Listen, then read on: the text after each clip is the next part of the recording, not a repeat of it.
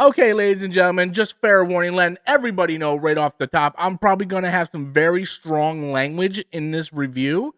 So if you have sensitive ears, have children around, you might want to just take care of that, watch the review later or something. I'm giving everybody a fair warning. Once I get past like that minute mark that YouTube kind of like really focuses on, I'm probably going to let loose with some very, very strong language. So, Avatar: The Way of Water. Look, I'm gonna be the first person to tell you. Years ago, I've said I'm not gonna see this movie in theaters. I'm not gonna go support this movie. I did not like the first one. Not that I think that it's an awful film. A lot of people like to use the word, oh, if they don't like something, it's automatically trash. You cannot like something and still objectively look at it as, okay, that's a well-made film.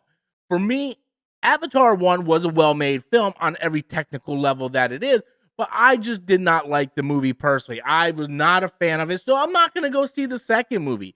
And I've came out and I've said that much. Like, I'm not going to go see the second movie. I'm not going to support its massive box office. The fact that these movies make the amount of money that they do is still to this day baffles me on how much money these movies are nothing special. It's not like they're breaking the limits of what storytelling can be. Like the first movie was just like a fish out of water learning to love. It was Dances with Wolves meets Ferngully. The second movie is just a revenge plot movie. It doesn't do anything that other movies haven't done before, except for you slap PS5 graphics on it and call it a day. But I'm getting ahead of myself. Why did I decide to see Fire or Way of Water? Well, I kind of spoiled it with the fire part, but it's because of Fire and Ash. I saw the trailer for Fire and Ash. I did a trailer reaction and it looked really, really interesting. But in order for me to watch Fire and Ash, I have to watch The Way of Water. So I sat down this past weekend with my wife and we watched The Way of Water. And I fell unconscious a couple times. I'm not even lying. I fell asleep about 3 times in the movie. Like after an hour, I dozed off, woke up, like what's going on? Then I fell asleep again. At one point, my wife's dad came over. I paused the movie, and I was horrifically shocked that we were only at the halfway point. My wife is like, we're only at the halfway point. We still have an hour and a half to go. This movie is 3 hours and 16 minutes long. And it's a movie about revenge. That's all it is. Like, this isn't Citizen Kane. This isn't like Shakespeare. This isn't like the Iliad or the Odyssey. Like, this is just a movie about revenge. And James Cameron felt like he had to take 3 hours and 16 minutes to tell a simple story that could have easily been told within 90 to 2 hours. Like either 90 minutes to 2 hours. Like, this it's very simple. Very simple. Yet we had to have all this kind of nonsense with the whole, there's literally scenes in this movie where the characters are just standing by a backdrop. It's like, ooh, look how pretty this is. See how pretty this is? Ooh, wow. And I'm just like, what are we doing here? What are we doing here? So the premise of the movie is that, okay, the general who plays Stephen Lang, right, from the first film, died, but he's kind of like reborn again, like he was cloned into an avatar body, and he wants revenge. So he's hunting, what's his name, Jake or whatever. He's hunting Jake, and basically that is the movie. That is the movie. Jake has a family now. He's got kids and stuff, and he doesn't want to like keep his tribe in danger, so they move to like the beach because they want a beach scenery. They join this water tribe. They learn the ways of the water, hence the way of water. They learn the ways of fucking water, and from there we get a bonding experience with Jake's youngest son and a whale. And if you thought Free Willy, yes, I thought Free Willy as well. I was waiting for Michael Jackson's song to pop on, and then somewhere around there I fell asleep again. Woke back up, and I'm like, what's going on here? This movie is better than NyQuil. I swear to God. If you have insomnia and you can't fall asleep, put on The Way of Water because it is the way to a good night's sleep. That's what the movie should have been called. Avatar: The Way to Bed. That's what this movie should. Man, this fucking movie, Jesus Christ. And it's not like it's a bad movie. It just isn't anything special. You would think a movie that made like over 2 billion, close to $3 billion would be something that is like, this is like a once in a lifetime movie, right? You would think like a movie with a box office like that was like, man, this movie must be like the second coming of Christ or something. Like this movie, like I will go see this movie and it will cure fucking cancer. That's how special this movie is. And it's just a revenge plot that doesn't even get wrapped up at the end of the damn movie because James Cameron wants to make 35 of these motherfucking things. And I'm just sitting there going, what are we doing here? Like you have this weird kid, Spider, whatever. He's the son of this one, the general guy who his dad, he doesn't even know his dad. His dad, and when he does meet his dad treats him like crap. But at the end of the movie, he saves his dad. Why? Because we need plot armor, guys, to continue this story. And I'm telling you right off the bat, within the third or fourth film of this franchise, he's going to turn good and team up with Jake. And this shit is so paint by numbers. Like, I just don't understand why people are all over James Cameron's cock as if this guy is the greatest thing to ever like brace our presence with like film. Like, this guy is the greatest, man. You did a 3 hours and 16 minute CGI orgy fest with a narrow-minded paint by numbers revenge plot that we have seen over and over and over again. Like, it was so it's like, oh, my family's in trouble. We're gonna move away to prevent like him hurting anybody else. And oh, what's gonna happen? Well, they're gonna find them and they're gonna start killing whales to draw them out. And it's so stupid. And at one point, I don't know what was going on. Like, after the third or fourth time I woke up, I'm staring at the screen. I think we were in the third act at this point, and it looked awful. And I looked at my wife. I'm like, what happened to the TV? And she's like, what do you mean? I'm like, why does it look like this? She's like, what do you mean? I'm like, it looks really, really bad. Like, it looks fake. And she's like, this whole movie's been looking fake. I'm like, yeah, but this looks extra fake. Like, what is going on here?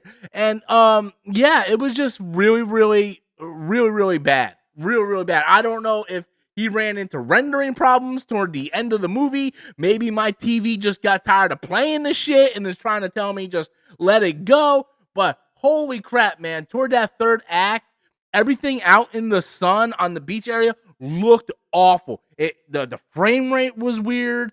The rendering of the characters were weird. Just everything. Just the way of horrible is what it should have been called.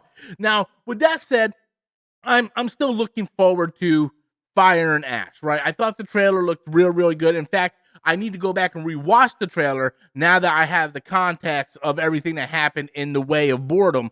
But here's the thing. Here's the thing. Let me be 100% real here, okay? I've said this in the beginning of this review. I think it's very important. I'm not a critic. I am not a critic. I am just a guy who watches movies that has a big mouth that likes to talk. I've been that way for years. I am not a critic. I never classify myself as a critic. I am you. We are all like I am your buddy. We're at work. We're talking around the water cooler. That's the way I always wanted my reviews and stuff to go. So I can objectively say this. If like I can look at this movie and say on a technical level, this movie looks great visually, the acting is phenomenal, the directing, everything. Like, I can say on a technical level, this movie on a technical level is really good. But when you start to peel away the real shiny, nice wrapper on the gift, and you have coal as a gift in the box, and you just have a lump of coal, that's the way these movies kind of feel to me. I feel like there are very generic cookie cutter plots packaged with very, very well, high quality cinematics and graphics, and there are times where it just feels like a PlayStation 5 game. And I'm just like, what are we doing here? And again, I don't know why this franchise is so beloved. I have never met anyone that can sit there and definitively tell me why they love this franchise. Right? Is it because you love the world? Like, these people are just going around sticking their fucking tail in everything. Like, I am concerned about the way the Na'vi just go around sticking their fucking tail in anything that has a hole. Like, they really should consider some kind of protection. Because they're just going around like, hey, look at that jellyfish. Here you go. Oh, hey, look at that whale. Here you go. One dude got swallowed by a whale, then stuck his tail in his fucking tonsil or something. He's like, here you go. It's like these motherfuckers just sticking their tail in everything. Just boom, boom. They're gonna get like Na'vi HIV or some crap, man. They're just like sticking their tail in every damn thing. I just can't find a person that can definitively sit down and have a one-on-one conversation with me on what makes these movies so special and why these movies appeal to a worldwide fan base where we have theme parks. They're making 2.5, almost $3 billion. Like, what makes these movies so special? I really do not get it. It is literally a tale as old as time where it's just a revenge story, a fish out of water story, and you just wrap it around with CGI, so much CGI that I have a hard time identifying with these characters because they don't feel real. And then I forget which character is who. It's like, that guy looks like that guy, and that girl looks like that girl. And then that one girl from the Water Tribe, I mean, she kind of got like an hourglass figure going on. So she obviously, stays in shape. But I'm just like, okay, that's the Na'vi with bangs, and that's the Na'vi with the scar on their face. And I'm just like, it just feels very very just generic, man. It does. And I just feel like I want to, maybe you guys can leave it in the comments why these movies make the money that they make, why they have such a large worldwide appeal. I am curious because I just don't get it. I'm not hating on the movie to hate on it. I was willing to give it a shot because I thought the third trailer looked very, very interesting. But at the end of the day, I'm just looking at it and I'm like, I just don't understand the massive appeal of these movies. Me personally, I just don't get it. And I want to love these movies. I want to be part of that discussion. If someone would say, hey, Rob, why do you love Star Wars? I could give you a million different answers on why I love Star Wars. Maybe not current Star Wars, but the old school Star Wars. I can give you a million reasons why I love Star Wars. I don't understand. And Star Wars is another movie where the original Star Wars movie, A New Hope and stuff, takes a lot of elements from stories around the world about like finding yourself and, Excalibur and the Way of the Samurai and so many different, inspirations for Star Wars. So I don't mind the Way of Water being a simple revenge tale. That's not the problem. I get it. I understand it. I know the motives and I understand the story being told. My problem is, why the fuck does that movie have to be 3 hours and 16 minutes? Like, why does the revenge story have to be 3 hours and 16 minutes? Because James Cameron wants to feel himself while he has the camera just pointing at a green screen. Like, we're going to show a jellyfish for the next 5 minutes. And then we're going to have the Na'vi boy. He's going to go up to this killer whale, blue whale, what kind of whale? I don't know, Na'vi whale, whatever. And he's just going to stare at his eye for 2 minutes. And then we're going to have a Na'vi stick their tail up my ass because I'm tired of watching this crap. What's going on, man? What is going on? So anyway, Avatar: The Way of Water. I can sit here objectively and say these are well put together movies with a lot of thought behind it, a lot of care, and a lot of love behind it. At the same time, to me, it just feels like a generic plot with a whole lot of gift wrapping around it to make it look shiny. I don't understand the appeal. I'm hoping I love the third one because the trailer was great. But right now, to me, these are movies I've seen a million times, but it's so bloated with just visual porn all over the screen to try to impress you, to distract the viewer of, hey, this is just a revenge movie. That's all it is. And then you don't even get a conclusion by the end of the movie. Like, who's this girl's real father? Like, why did he save his dad? Oh, his dad and Jake still gonna be like, that's all it is. It's very, very cookie cutter, paint by numbers, and it's really nothing special. But that's just my thoughts on it. If you guys stuck around for the whole 15-minute video, I would appreciate if you guys please do me a favor, hit that like and subscribe button. Thank you guys so much for watching. As always, I am Robert Storms, and keep your tail away from holes. Later, everybody.